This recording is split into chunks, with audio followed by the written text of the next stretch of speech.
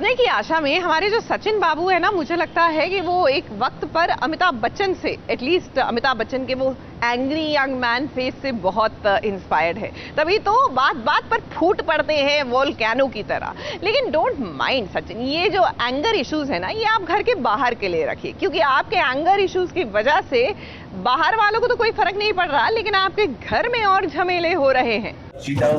तू इधर ही बैठेगा। स्टूपिड और व्हाट? ये स्टूपिड उपिड किसी और को बोल, समझ लो तू रहेगी स्टूपिड।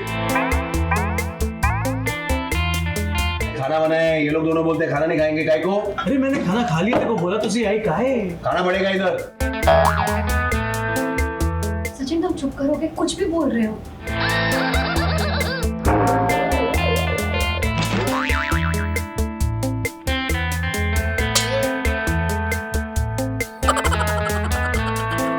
अरे अभी खाना बाकी है, जल्दी मुंह खोल। खाने का है, बहुत खाने का है। चल।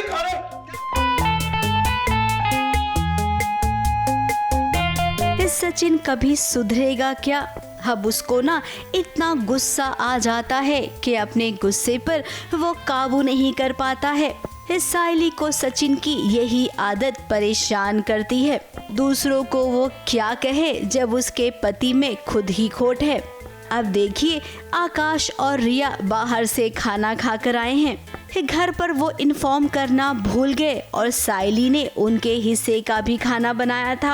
अब सचिन का कहना है कि खाना बर्बाद नहीं होना चाहिए, इसीलिए देखिए इस सचिन को कैसे जबरदस्ती वो खाना खिला रहा है या फिर यूं कहें कि उसके मुंह में ठूस रहा है। ऑफ कोर्स खाने के बारे में ये बोल रहा है कि खाना बर्बाद काहे को, मेहनत कर रही है साइली।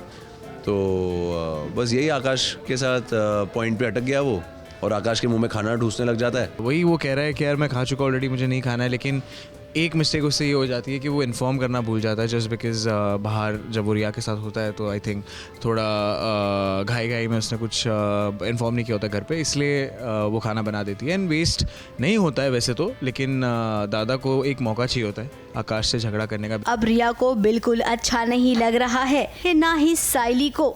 सचिन समझदार तो है, लेकिन कभी कभी उसकी समझदारी काम नहीं आती है। ऐसी हरकत नहीं करनी चाहिए थी उसे। मतलब तूने मेरे को बेवकूफ बनाया, और मेरे को बेवकूफ बनाने से ज्यादा तूने साइली का यूज किया, और तेरे वजह से हम लोग का रिश्ता टूटने वाला था।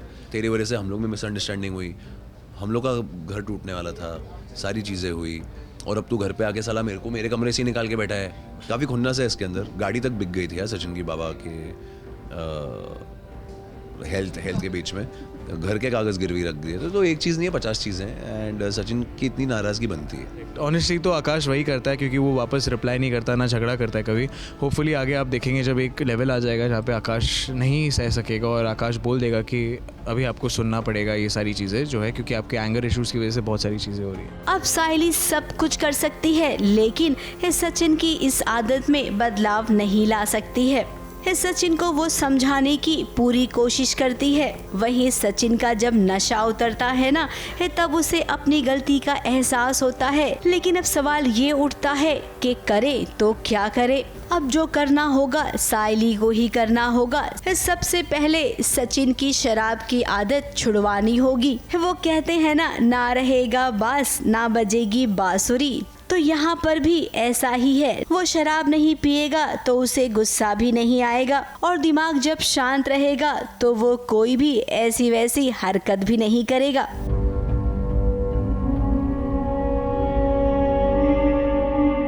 ABP news report.